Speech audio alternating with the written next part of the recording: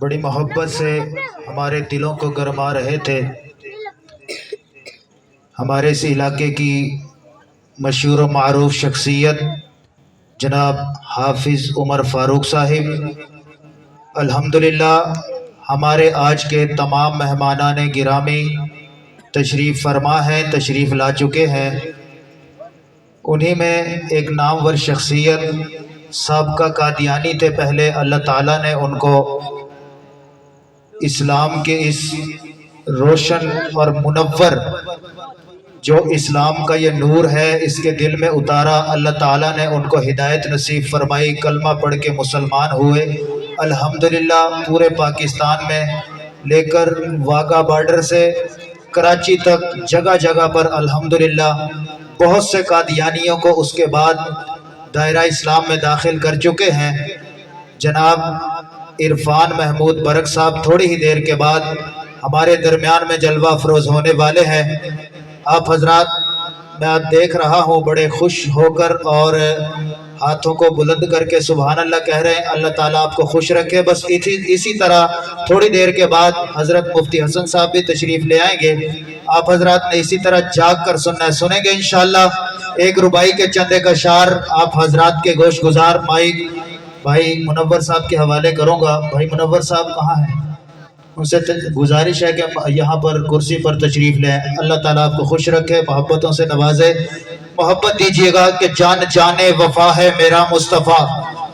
آج سمجھ آئے تو کیا کہنا ہے کہ جان جانے وفا ہے میرا مصطفیٰ، روح ارض و سما ہے میرا مصطفیٰ، کاملیت آدم میرا مصطفیٰ، افضلیت آدم میرا مصطفیٰ، شمع غار ہرا ہے میرا مصطفیٰ، واضح لکھا ہوا ہے یہ قرآن میں، نہ تخیل تصور نہ دیوان میں، آدم و نو ابراہیم و عمران سے ان اللہ اصطفیٰ ہے۔ یہ لفظ میرا مصطفیٰ میرے ساتھ مل کے پڑھے، ان اللہ اصطفیٰ ہے۔ دائیں ہاتھ ہوا میں، ان اللہ اصطفیٰ ہے میرا مصطفیٰ، ان اللہ اصطفیٰ ہے میرا مصطفیٰ، نور پیغام وحدت میرا مصطفیٰ، نور پیغام وحدت میرا مصطفیٰ، روح تکوین خلقت میرا مصطفیٰ، شیس کی عظمتیں ساری اپنی جگہ، آگے دیکھو حکایت میرا مصطفیٰ، نو کی تبلیغ میں جن کا آیا ذکر، حود و صالح کی چاہت میرا مصطفیٰ، صبح و سوموار کے توجہ، صبح و سوموار کے گھر میں عبداللہ کے، صبح و سوموار کے گھر میں عبداللہ کے، صبح و سوموار کے گھر میں عبداللہ کے، ہوئی جن کی ولادت میرا مصطفیٰ۔ اور جب حضور دنیا میں تشریف لائے نا، بلند آواز سے کہیں، لائے کہ نہیں لائے؟ بلند آواز سے، جب حضور دنیا میں تشریف لائے تو بہت سے لوگ، بہت سی دائیاں آپ علیہ السلام کو دیکھ کر یتیم چھوڑ کر واپس چلی گئی، اور حضرت حلیمہ سعدیہ رضی اللہ تعالیٰ عنہ وہ جب تشریف لائی تو وہ حضور کو لے کر جاتی ہے۔ اس انداز کو، اس واقعے کو آپ نے سن رکھا ہے، لیکن شاعر اس کو اپنے انداز میں اس طرح بیان کرتا ہے کہ ایک طرف حلیمہ تھی، ایک طرف جہان تھا، ایک طرف یقین تھا، ایک طرف گمان تھا، آ رہی تھی اس لیے توجہ میری جانب، آ رہی تھی اس لیے اس پہ جو ایمان تھا، آمنہ کا لال تھا، صاحب قرآن تھا، وقت کچھ گزر گیا، شام ہونے والی تھی، دنیا اس کے نام کی غلام ہونے والی تھی، ہر صدا درود اور سلام ہونے والی تھی، اتنے میں وہ در کھلا، آمنہ کا گھر کھلا، گود میں لیے ہوئے، پردے میں کیے ہوئے، چاند تارے عدم میں جھکے تو سب جھکے ہوئے، توجہ، اتنے میں ہوا چلی کہ سب مرادیں پا گئے، آئی آواز یہ مصطفیٰ ہے آ گئے۔ اور بلند آواز سے کہیے سبحان اللہ۔ صبح سوموار کے گھر میں عبداللہ کے ہوئی جن کی ولادت میرا مصطفیٰ، نوریوں سے نہیں، ناریوں سے نہیں، نہ کسی اور رنگت میرا مصطفیٰ، پڑھ کے قرآن کی آیتیں دیکھ لو، ہے بشر کی وہ صورت میرا مصطفیٰ، وہ ہے برکت ہی برکت میرا مصطفیٰ، وہ ہے رحمت ہی رحمت میرا مصطفیٰ، اور رب نے خاتم کی جن پر لگا دی مہر، وہ فقط تا قیامت میرا مصطفیٰ. اور توجہ آخری شعر آپ کا دایاں ہاتھ ہوا میں اور سبحان اللہ. جہانہ دے لئی رہنما بن کے آئے, جہانہ دے لئی رہنما بن کے آئے, محمد مگر مصطفیٰ بن کے آئے. جدوسی زمانے تے چھایا ہنیرا, توجہ رکھیے گا, اور دایاں ہاتھ ہوا میں. جدوسی زمانے تے چھایا ہنیرا, ادو میرے آقا ضیا بن کے آئے. ادو میرے آقا, بلند آواز سے, ادو میرے آقا ضیا بن کے آئے. انہی الفاظ کے ساتھ دعوت دے رہا ہو, مائک پر تشریف لائیں گے مبلغ ختم نبوت, مبلغ اسلام, مبلغ تبلیغی جماعت کے مبلغ ہیں جناب بھائی محمد منور صاحب. میں ان سے ملتمس ہوں کہ وہ مائک پر تشریف لائیں اور اپنے قیمتی انوارات سے ہمارے دلوں کو جلا بخشیں گے. بھائی محمد منور صاحب تشریف لاتے ہیں.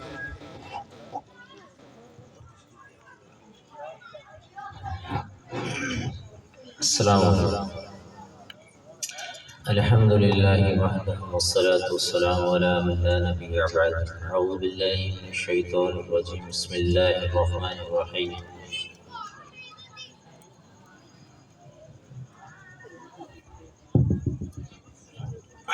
میرے قابل احترام بھائیوں, بزرگوں, دوستوں,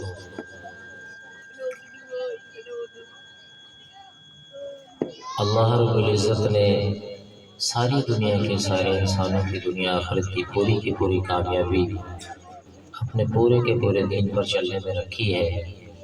اور یہ دین اللہ رب العزت کے احکامات کو نبی کریم صلی اللہ علیہ وسلم کے طریقے پر پورا کرنے کو کہتے ہیں. جو بندہ اللہ کے احکامات کو نبی کریم صلی اللہ علیہ وسلم کے طریقے پر پورا کرے گا وہ کامیاب ہوگا. دنیا کی زندگی مختصر ہے, ختم ہو جانے والی ہے, اس کا کل کا پتہ ہے نہ پل کا پتہ ہے. دنیا میں آنا کوئی بڑی بات نہیں, دنیا سے چلے جانا کوئی بڑی بات نہیں. اصل یہ ہے کہ بندہ اللہ پاک کو یہاں سے راضی کر کے اللہ کے پاس لوٹ کر جائے. تو اس کے لیے اللہ پاک نے اپنا یہ مبارک دین دیا ہے, اور یہ دین بغیر محنت کے ہماری زندگیوں میں نہیں آئے گا. اور محنت میں بھی اللہ تعالیٰ نے حضور پاک صلی اللہ علیہ وسلم کی جو مبارک محنت ہے اس کو سبب و شرط قرار دیا ہے.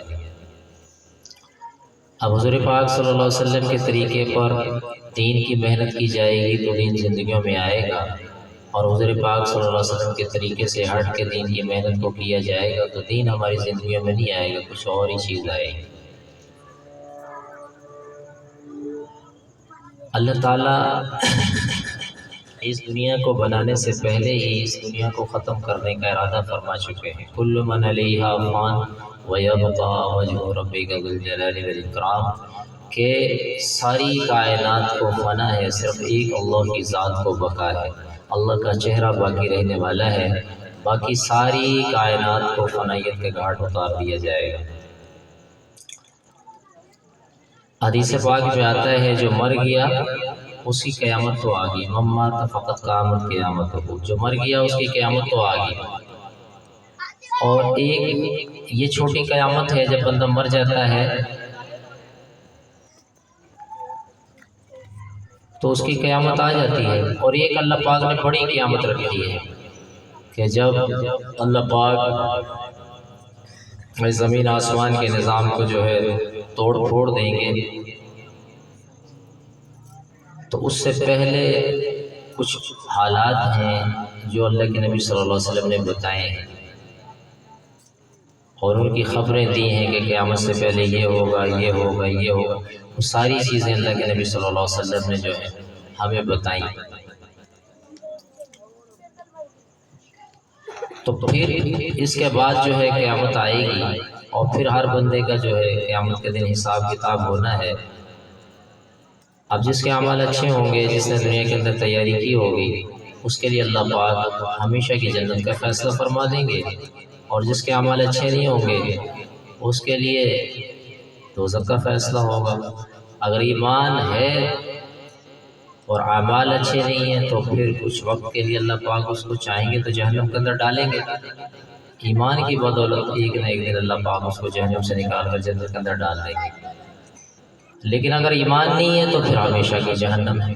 تو اس لیے اللہ کے نبی صلی اللہ علیہ وسلم نے فرمایا دو بڑی چیزوں کو نہ بھولنا، ایک جنت کو نہ بھولنا، ایک جہنم کو نہ بھولنا۔ یہی دو ٹھکانے ہیں، تو ان کی تیاری جو ہے دنیا کے اندر کرنی ہے، اور مرنے کے بعد کسی انسان کو کوئی موقع نہیں دیا جائے گا۔ تیاری کا موقع موت سے پہلے پہلے ہے، جب موت آ گئی تو پھر تیاری کا موقع جو ہے وہ ہاتھ سے نکل جائے گا۔ تو اس لیے سمجھدار شخص وہ جو مرنے سے پہلے مرنے کی تیاری کر لے۔ تو اس لیے ہم سارے جتنے بھی یہاں پر بیٹھے ہیں، موضوع ہمارا ختم نبوت ہے، لیکن یہ ساری چیزیں ان سے منسلک ہیں۔ ہمارا جو تبلیغ کا کام ہے یہ ختم نبوت کی واضح دلیل ہے کہ یہ اللہ پاک نے جو دعوت کی محنت ہر کلمہ پڑھنے والے کے ذمہ لگائی ہے، یہ حضور پاک صلی اللہ علیہ وسلم کی ختم نبوت کی وجہ سے لگی ہے کہ آپ صلی اللہ علیہ وسلم آخری نبی ہیں۔ ہم سب کا عقیدہ ہے الحمدللہ، اور اسی لیے آج ہم اکٹھے ہوئے ہیں یہاں پر۔ تو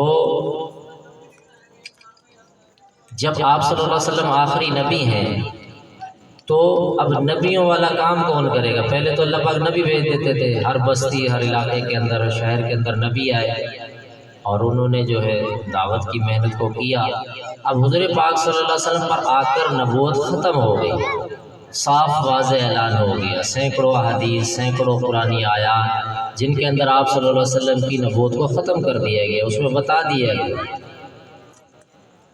تو اب اللہ تعالیٰ نے قیامت تک انسانیت کو باقی رکھنا ہے، تو اب اس کا کیا انتظام اللہ پاک نے کیا؟ تو اللہ پاک نے اس امت کا انتخاب کیا، وہ اجتباکم، اس امت کو اللہ پاک نے چن لیا کہ اب اس امت نے نبیوں والا کام کرنا ہے۔ اب ہر کلمہ پڑھنے والا اور جو ختم نبوت کا عقیدہ رکھتا ہے وہ داعی ہے، وہ اللہ کی طرف بلانے والا ہے۔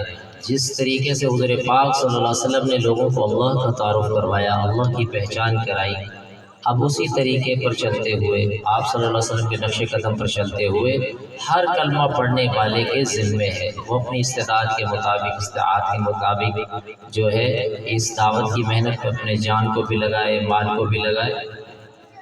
تو یہ اس کی ذمہ داری ہے اور اس کی پوچھ ہوگی اس سے۔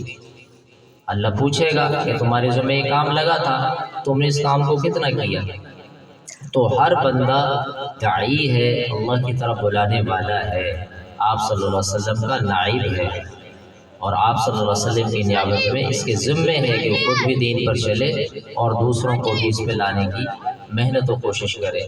اب اس میں سب سے پہلے اس کے گھر والے ہوتے ہیں، اب گھر والوں کا زیادہ حق ہوتا ہے، تو اللہ پاک نے ایک آیت کے اندر قُوا أَنفُسَكُمْ وَأَهْلِكُمْ نَارًا وَقُودُهَا النَّاسُ وَالْحِجَارَةُ کہ بچو اس آگ سے اور بچاؤ اپنے گھر والوں کو جس کا ایندھن انسان اور پتھر ہے۔ تو حضرت عمر رضی اللہ تعالیٰ عنہ عرض کیا یا رسول اللہ، یہ تو سمجھ میں آتا ہے کہ ہم اپنے آپ کو کس طرح جہنم کی آگ سے بچائیں، کہ ہم ایمان اور عمل والی زندگی اختیار کریں گے، اللہ کے احکامات کو پورا کریں گے تو ہم جہنم کی آگ سے بچ جائیں گے۔ اپنے گھر والوں کو کس طرح بچائیں؟ تو آپ صلی اللہ علیہ وسلم نے ارشاد فرمایا کہ تم ان سے کہتے رہو، جب تم ان سے کہتے رہو گے تو اللہ پاک تمہارے کہنے کی برکت سے ان کو بھی ہدایت عطا فرمائے گا اور ان کو بھی اپنے احکامات کو پورا کرنے کی توفیق عطا فرمائے گا۔ تو کہنا سننا ہمارے ذمہ ہے، اس میں ہماری ترجیحات میں سب سے پہلے اپنے گھر والے ہوتے ہیں۔ آپ صلی اللہ علیہ وسلم نے بھی جو دعوت کی محنت تھی اپنے گھر والوں سے جو ہے شروع فرمائی، اور پھر ایسے باہر والوں کو دعوت دی۔ تو ہم بھی اپنے گھر والوں کو جو ہے اس دعوت کی محنت میں شامل کریں، پھر اپنے گلی محلے والے جتنے بھی ہمارے عزیز و اقارب پہچاننے والے ہیں ان سب کو اس دعوت کی محنت پر جو ہے کھڑا کرنے کے لیے محنت و کوشش کریں، اس کے لیے اپنا جان بھی لگائیں، مال بھی لگائیں، کیونکہ یہ جان اور مال ہم اللہ کو دے چکے ہیں، ہم فروخت ہو چکے ہیں، مسلمان جو ہے فروخت ہو چکا ہے۔ ان اللہ اشتری من المؤمنین انفسهم واموالهم بان لهم الجنہ، کہ جنت کے بدلے میں اس کا جان اور مال اللہ نے خرید لیا ہے۔ پھر اللہ نے مہربانی فرمائی کہ جان اور مال جو ہے واپس ہمیں ہی لوٹا دیا اور فرمایا اب یہ جان اور مال تمہارے پاس میری امانت ہے، آپ اس کو جہاں میں نے تمہیں حکم دینا ہے وہاں پر تم نے اپنی جان لگانی ہے، اور جہاں میں نے حکم دینا ہے وہاں پر تم نے اپنا مال کو لگانا ہے۔ تو یہ جان اور مال اللہ پاک کے حکم کے مطابق ہم نے لگانا ہے۔ تو اب ہمیں کیسے پتہ چلے گا کہ اللہ پاک ہمارے جان اور مال کو کہاں لگوانا چاہتے ہیں؟ تو اس کے لیے فرمایا لقد کان لکم فی رسول اللہ اسوۃ حسنہ، میرے نبی کی زندگی تمہارے لیے بہترین نمونہ ہے۔ میرے نبی کا جہاں جان لگا وہاں تم اپنی جان لگاؤ، جہاں میرے نبی کا مال لگا وہاں تم اپنا مال لگاؤ۔ تو اب آپ صلی اللہ علیہ وسلم کی زندگی کو جب ہم اٹھا کر دیکھتے ہیں تو آپ کی ساری جان اور سارا مال وہ دین کی عالی شان محنت پر خرچ ہوا۔ جیسے ہی اعلان نبوت ہوا، آپ نے اس سے پہلے مزدوری بھی کی، بکریاں بھی چرائیں، تجارت بھی کی، ملک شام گئے تجارت کا مال لے کر۔ لیکن جیسے ہی یہ نبوت کی ذمہ داری اور دعوت کی ذمہ داری آپ کے کاندھوں پر ڈالی گئی، تو اس وقت سے لے کر اور اپنی وفات تک آپ صلی اللہ علیہ وسلم نے ایک دن کا بھی اٹھا کے نہیں دیکھا دنیا میں۔ ان لک فی النہار سبحا طویلا، بس پھر انسانیت کے سمندر میں آپ تیرے ہیں اور آپ ایک ایک کے پیچھے جو ہے مارے پھرے ہیں، اور کبھی اتبا کے پاس جا رہے، کبھی شیبہ کے پاس جا رہے، کبھی ابو جہل کو دعوت دے رہے، کبھی اپنے چچاؤں کو دعوت دے رہے، کبھی اپنے رشتہ داروں کو دعوت دے رہے، کبھی طائف جا رہے۔ تو اس طرح جو ہے پورے قبائل عرب کو آپ صلی اللہ علیہ وسلم نے جو ہے دعوت دی ہے، اور پورا 23 سال جو ہے آپ صلی اللہ علیہ وسلم نے اس میں دن رات کھپائے ہیں، اور آپ اس محنت میں لگے ہیں، اس کے لیے اپنا مال بھی لگایا۔ اور سب سے پہلا جو ایمان لانے والی وہ آپ صلی اللہ علیہ وسلم کی اہلیہ حضرت خدیجہ کبریٰ رضی اللہ تعالیٰ عنہ، وہ بھی مالدار عورت تھی، ان کا مال بھی آپ صلی اللہ علیہ وسلم نے جو ہے سارا کا سارا جو ہے انہوں نے پیش کیا آپ صلی اللہ علیہ وسلم کی خدمت میں، اور آپ نے وہ سارا مال جو ہے دین کی عالی شان محنت میں خرچ فرمایا۔ پھر مردوں میں حضرت ابوبکر صدیق رضی اللہ تعالیٰ عنہ سب سے پہلے ایمان لانے والے، تو وہ بھی مکہ کے مالدار مردوں میں سے تھے، تو انہوں نے بھی سارا مال آپ صلی اللہ علیہ وسلم کی خدمت میں پیش کیا، اور وہ سارا کا سارا مال آپ صلی اللہ علیہ وسلم نے دین کی محنت میں لگایا۔ تو اب ہمیں یہ جو ہے ایک نمونہ مل گیا کہ ہم نے بھی اپنا جو جان اور مال جو امانتاً اللہ نے ہمیں لوٹایا تھا، جو ہم اللہ کو جنت کے بدلے میں دے چکے تھے اور امانتاً اللہ نے ہمیں لوٹایا تھا، تو اب ہمیں پتہ چل گیا کہ ہم نے اپنا جان اور مال کہاں لگانا ہے۔ جیسے ہی حضور پاک صلی اللہ علیہ وسلم نے مال کو خرچ کیا، ویسے ہی ہم نے اپنے مال کو خرچ کرنا ہے۔ جیسے آپ صلی اللہ علیہ وسلم نے اپنی جان کو لگایا اور اپنے صحابہ کو جس راستے پر ڈالا، اسی راستے پر اگر ہم چلیں گے، اسی راستے پر اپنے جان اور مال کو خرچ کریں گے تو ہماری نجات ہوگی، ورنہ پھر نجات کا کوئی تصور نہیں ہے میرے بھائی۔ تو اس کے لیے اللہ پاک نے اس گزرے دور کے اندر یہ دعوت تبلیغ کے نام سے جو محنت چالو فرمائی ہے، اور یہ جو اجتماع کل سے شروع ہو رہا ہے اثر سے، تو اسی سلسلے کی کڑی ہے کہ ہم نے محنت کرتے اجتماع تک پہنچنا ہے، اور پھر وہاں پر جو ہے سارے مل کر سوچ رہے ہیں کہ کتنا کام ہوا ہے اور کتنا باقی ہے۔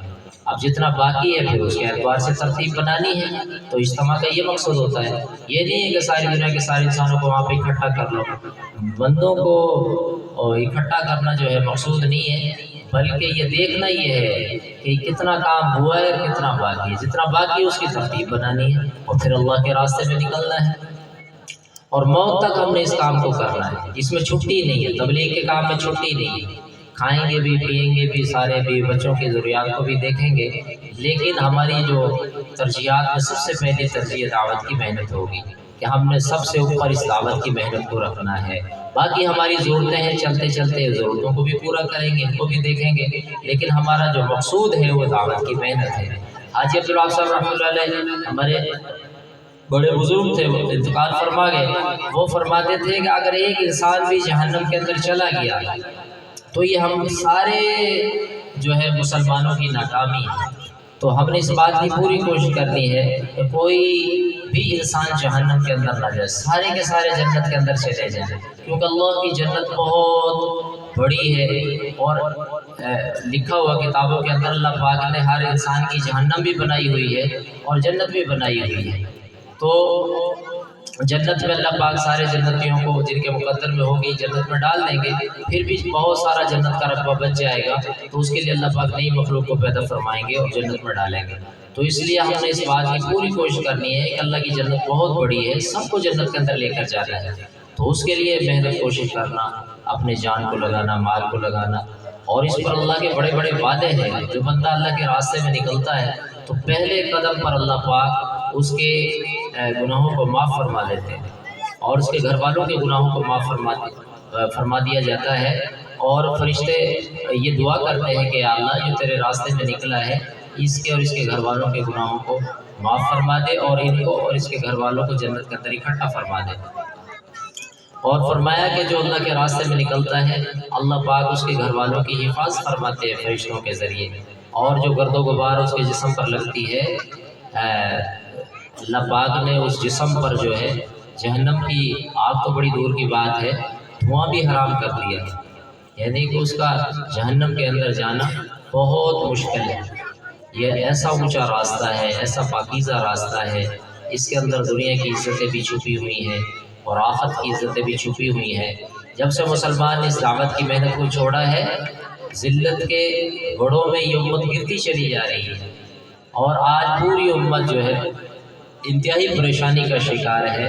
اس کی وجہ صرف ہم نے اپنے مقصد کو چھوڑ دیا، اس محنت کو چھوڑ دیا جس محنت پر حضور پاک صلی اللہ علیہ وسلم ہمیں ڈال کر گئے تھے، اس محنت سے جو ہے ہم نے کنارہ کر لیا، اور ہماری محنت کا میدان دنیا کی چیزیں ہو گئی، دنیا کے اسباب ہو گئے۔ تو جب دنیا کے پیچھے لگے تو پھر اللہ کی مدد ہم سے ہٹ گئی، اللہ کی جو نظر تھی وہ ہم سے ہٹ گئی، اور اللہ پاک نے پھر ہمیں غیروں کے حوالے کر دیا۔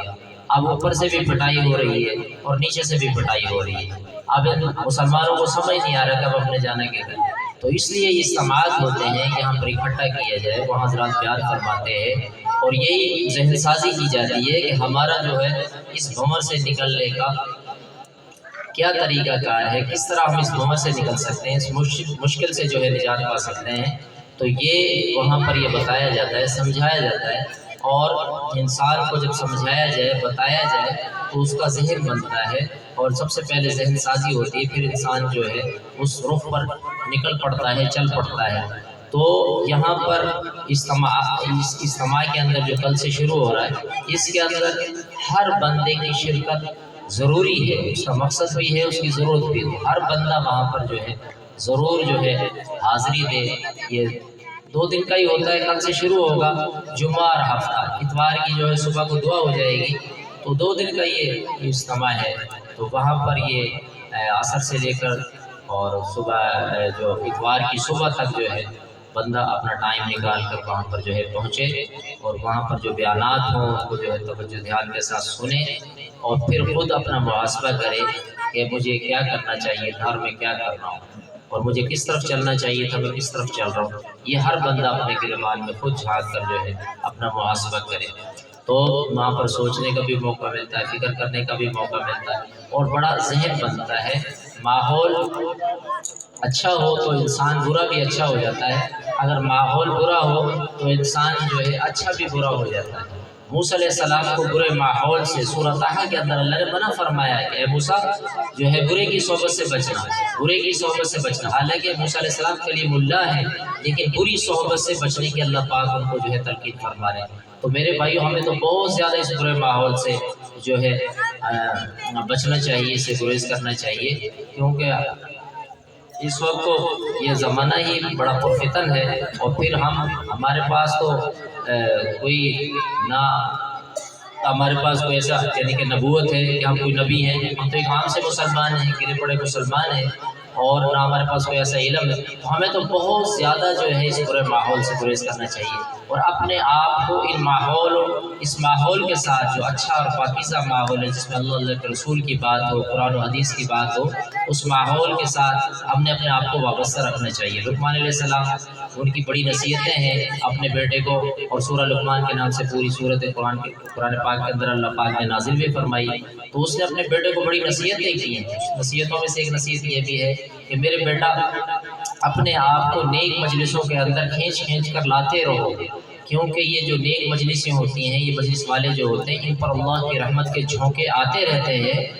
تو جب تم کثرت کے ساتھ تمہارا یہاں آنا جانا ہوگا، تمہاری نشست و برخاست ان نیک لوگوں کے ساتھ ہوگی، ان نیک مجالس کے اندر ہوگی، تو پھر وہ رحمت کے جو جھونکے ان اللہ والوں کے اوپر آئیں گے، تو ہو سکتا ہے کوئی جھونکا تمہیں بھی چھو جائے اور تمہارا کام بن جائے۔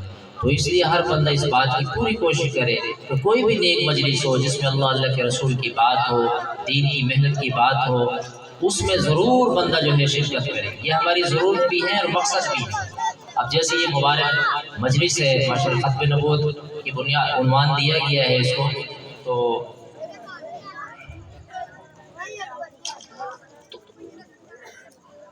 اب یہ مجلس بڑی مبارک ہے، تو ایسی مجالس کے اندر جو ہے اپنے آپ کو لانا، اور جتنی بھی مجالس جو ہوتی رہتی ہیں، تقریر ہوتی رہتی ہیں، مجلسیں ہوتی رہتی ہیں، ان کے اندر بندہ اپنے آپ کو جو ہے پیش کرتا رہے، تو انشاءاللہ اس کی جو ہے تربیت بھی ہوگی، ایمان کے اندر ترقی بھی ہوگی، اور اس کی انشاءاللہ دنیا بھی بنے گی، آخرت بھی بنے گی۔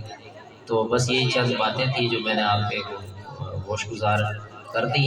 تو یہ ہے کہ کل سے جو اجتماع ہو رہا ہے اس میں ہر بندہ جو ہے شرکت کرے، اپنی ترتیب جو بنا لے۔ ہر مساجد سے ساتھی جا رہے ہیں، تو آپ کے یہاں سے بھی ماشاءاللہ یہ جو ہمارے جو ڈیرے ہیں یہاں سے بھی ساتھی کافی، ابھی مجھے وہ لسٹ دکھا رہے تھے ساتھی، تو تقریباً 15-20 ساتھیوں کے نام ہیں، تو آپ ان سے بھائی کیا نام ہے ان کا، ہاں الطاف صاحب جو ہے، مولانا الطاف صاحب، آپ ان سے رابطہ کر لیں اور ان کے ساتھ جو ہے ترتیب بنا لیں، تو انشاءاللہ آپ کی جو ہے شرکت کرنے میں آسانی ہو جائے گی۔ تو اسی کے ساتھ بھائی میں اپنی بات ختم کرتا ہوں۔ سارے انشاءاللہ کوشش کریں گے اس بات میں۔